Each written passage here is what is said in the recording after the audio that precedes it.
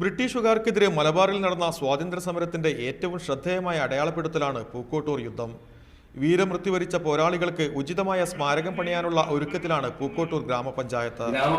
ഏറ്റെടുക്കുകയും ഇപ്പോൾ ഇതിന്റെ സ്മാരകം എന്നോണം ഇപ്പോഴുള്ളത് മലബാർ കലാപത്തിൽ നിന്ന് മൊത്തം സ്മാരകങ്ങളായി ഇപ്പോൾ ഉള്ളത് 400ഓളം പോരാളികളാണ് ബ്രിട്ടീഷുകാർക്ക് നേരെ മുഖാമുഖം നിന്ന് പോരാടി രാജ്യത്തിന് വേണ്ടി പൊരുതി മരിച്ചത്.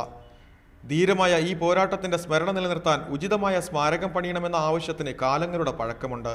യുദ്ധത്തിൽ മരിച്ചവരെ കൂട്ടത്തോടെ അടക്കം ചെയ്ത കുഴികളിൽ ഒന്നാണിത്. ഇത്തരം 5ഓളം കുഴികളിലായാണ് എല്ലാവരെയും ഒന്നിച്ച് മറവ് ചെയ്തത്. കാട് മൂടിക്കിടക്കുകയാണ് ഈ കുഴികൾ. എൻ്റെ ഒരു അമ്മാവനുണ്ട് ഈ കൂട്ടത്തിൽ മരിച്ച കൂട്ടത്തിൽ. ഇതിലാണോ അവിടെയാണോ മറവ് ചെയ്തതെന്ന് ആർക്കും കൃത്യമായിട്ട് അറിയില്ല. പിന്നെ എൻ്റെ ഒരു മാപ്പാൻ്റെ ജ്യേഷ്ഠം, അയാൾ യുദ്ധത്തിൽ ഇതിൽ പങ്കെടുത്ത ആളാണ്. പക്ഷേ അയാൾ ഇവിടുന്ന് തിരക്കാൻ രക്ഷപ്പെട്ടു. പിന്നെ അവരെ ഇവിടുന്ന് ഒന്നായിട്ട് നാട് കടത്തി. പൂക്കോട്ടൂർ അങ്ങാടിക്ക് സമീപത്തുള്ള ഈ കബറിടം രക്തസാക്ഷി ചത്വരമാക്കി മാറ്റാനാണ് ഗ്രാമപഞ്ചായത്ത് തീരുമാനിച്ചിരിക്കുന്നത്. ഇന്നലെ മന്ത്രി മഞ്ഞളാംകുഴിയാലി ഇതിന് ശിലാസ്ഥാപനം നടത്തി. 6 മാസത്തിനകം പണി പൂർത്തിയാക്കും. പൂക്കോട്ടൂർ യുദ്ധത്തിന്റെ ചരിത്രം മാർബിൾ കല്ലിൽ ഇവിടെ കൊത്തിവെക്കും. നേരത്തെ ജില്ലാ പഞ്ചായത്ത് നിർമ്മിച്ച ഈ ഗേറ്റ് മാത്രമാണ് യുദ്ധത്തിന്റെ സ്മാരകമായി ഇപ്പോഴുള്ളത്. ചരിത്ര മ്യൂസിയം നിർമ്മിക്കുമെന്നുള്ള പ്രഖ്യാപനം ഈ ബോർഡിൽ മാത്രമായി ഒതുങ്ങി. ജലീൽ പടന്ന, മീഡിയ 1, മലപ്പുറം.